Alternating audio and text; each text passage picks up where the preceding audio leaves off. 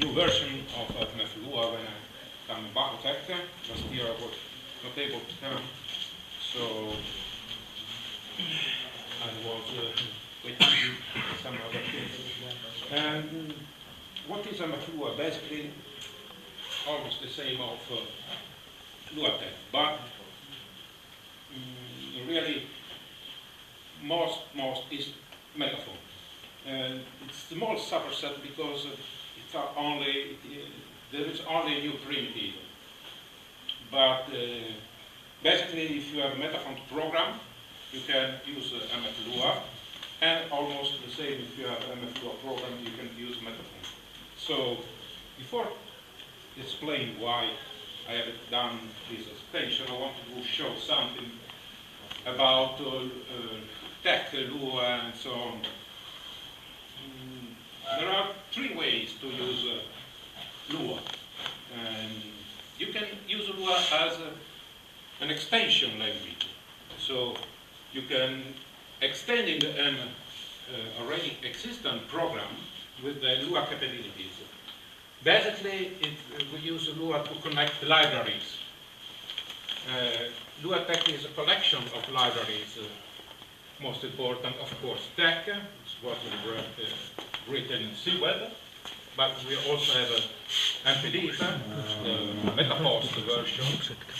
It is embedded in the LuaTech, where you also have other libraries, Poplar and some Zipperlib. They all communicate with Lua that act as a kind of hub. So by means of these callbacks, we can modify the Lua states or the MPLib states. So all these libraries are connected by means of Lua. And of course, this permit the extension. The power of the extension is that you can modify the text state runtime by means of scripts. And this is a really powerful way to extend an application, but there is also a problem. For example, now we have a new version of Lua, and this new version of Lua seems that doesn't play very well with our needs. And just 20 minutes ago, I have discovered that we have a new LuaJIT version that can also break compatibility. So it's a trade-off, okay? And the other way to use Lua is in MetaPost. MetaPost, it's a program. It's written C-Web, rewritten from Pascal, and doesn't use Lua. It's a program. But Taco also managed the source to compile from the MetaPost source a library that is called MPD. This is a library. So it can be used outside. For example, it can be loaded by standard Lua interpreter. Basically, nobody compiles MetaPost to have MPLib by itself. In TechLive, we compile MetaPost as a program and MPLib to be included in LuaTech. But it's also possible to use MPLib as a Lua module. This is because Lua is, can be extended at the runtime to load other libraries. And MFLua is another way. Basically, I had patched the MetaFont Pascal web source code in a way that is used by change file. And now the MetaFont program can communicate with the Lua library, but only in this direction. Okay? This is the way. This is why MFLua is a Pascal web program. Okay, not C web. So why? Why? Well, basically, I have 5, 6, 7, 10 years ago, don't remember. I started using trashing all in MetaFont source code. So lots of information in the log file. Then I started to process this information to see if I was able to visualize the information about the cars. Then I start to think, okay, I can do this, exactly this job if I embed a Lua interpreter. So the Lua interpreter doesn't change the MetaFont language. Okay? But it can add some possibility. I can save all the information that was written in the log file in Lua table, and I can process them later. Of course, I can also use the Lua capability to load the external library, but this is not the main point. And what I want to stress is that why in Lua Tech we use callbacks. In MetaFont, I use one-way callback. I call it Scarso. I only read the MetaFont state. I don't modify. I cannot modify the MetaFont state from Lua. It's read-only.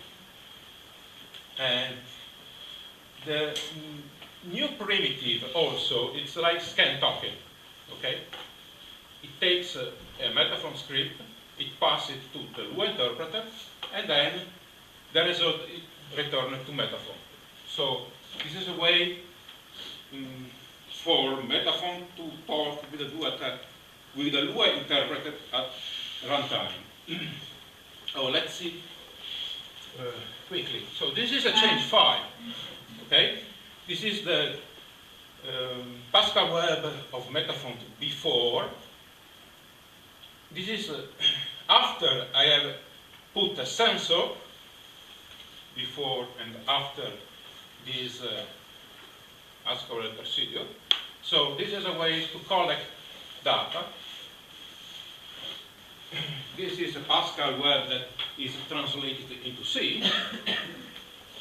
This is a standard way to call the Lua interpreter. And this is hard-coded in C. At runtime, this C function called this Lua function. And this is where I collect information about this MetaFont code of the procedure. So I have several sensors I will list in the paper, but the important one is this sensor that is called when MetaFont has closed and just before exits. So all the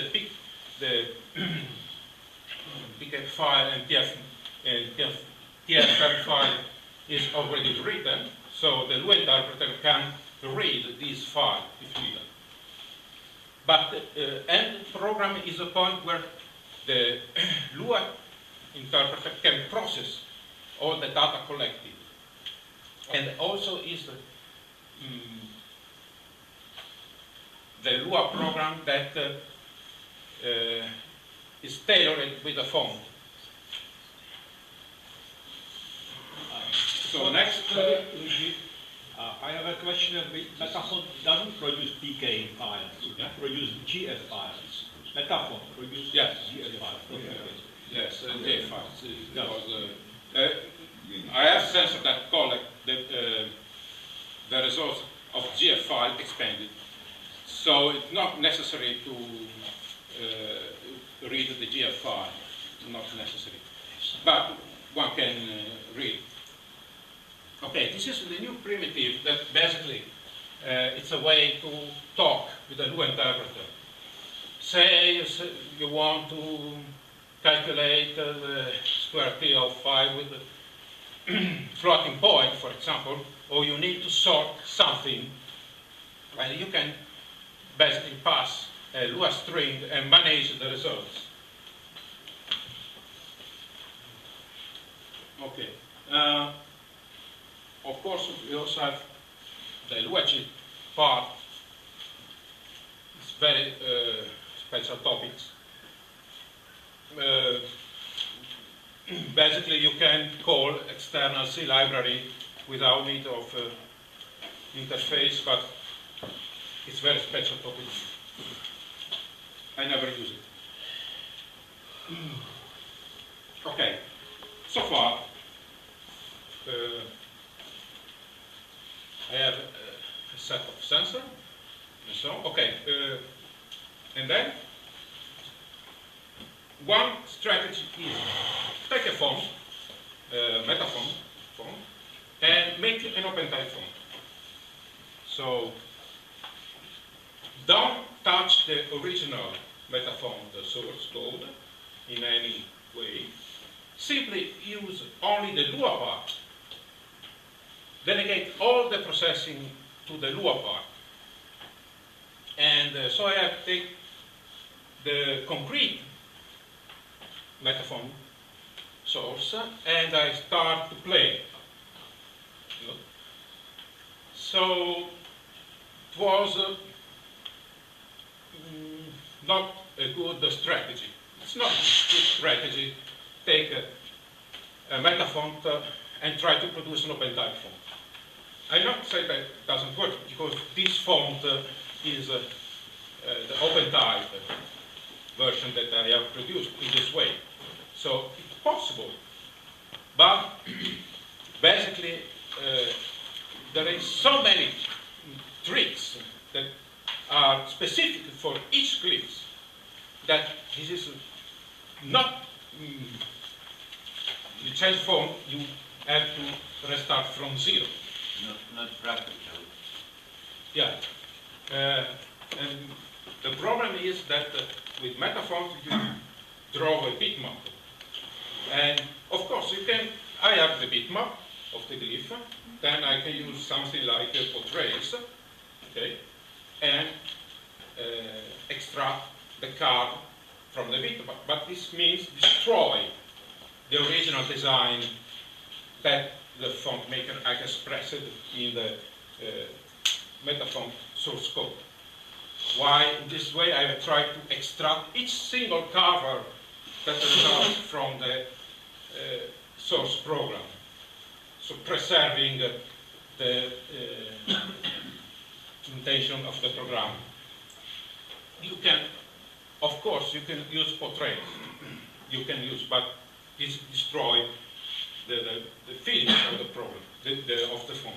So what I have seen is that it's easy in MetaFont to use the pen and draw, but the pens are really complicated to manage if you want the outlines.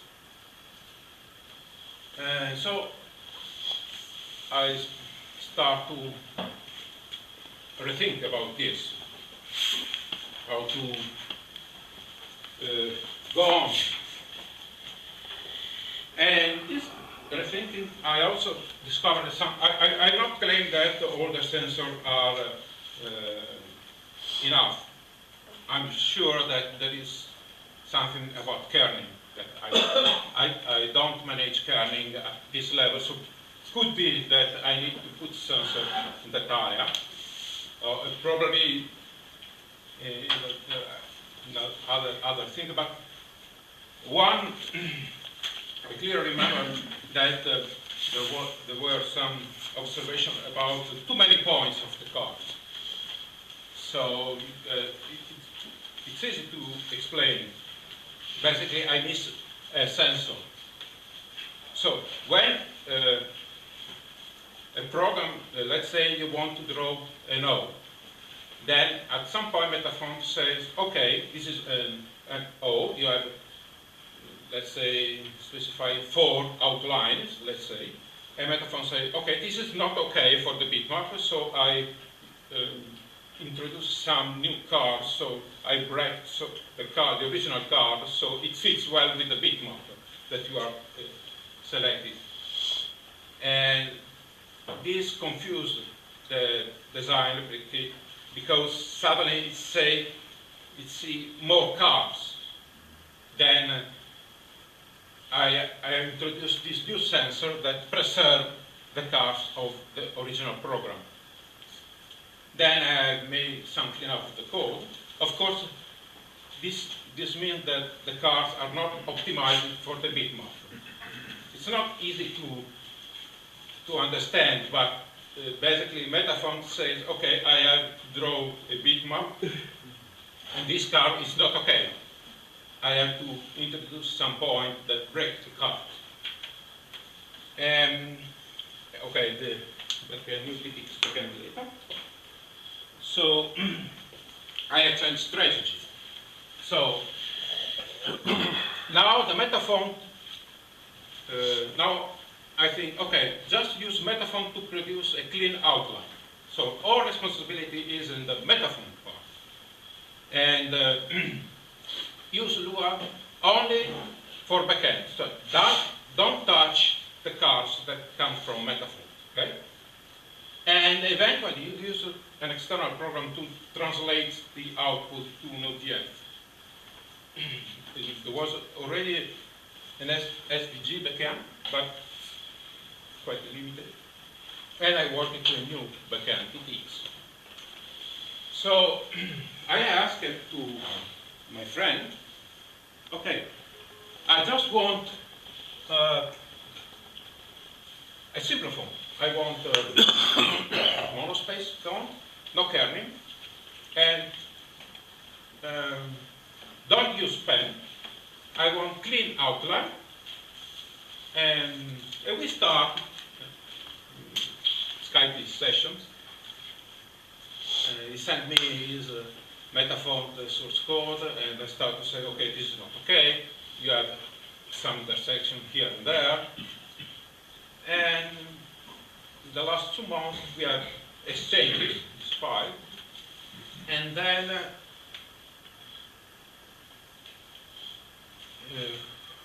quite easily we was able to produce this font that we call source code regular, but it's a testbed font, okay? And the source code of this font is MetaFont. Lua doesn't touch anything, only use the card to produce SVG or TTX code. So there are some problems because we have still some intersections in the A here, and we were not able to produce a single outline. But more important point is that it's much better to follow this way. So,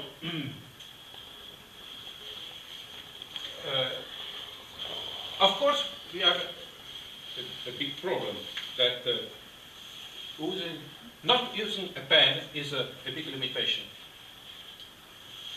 And but I think it's a nice challenge to try to solve this problem of the pen.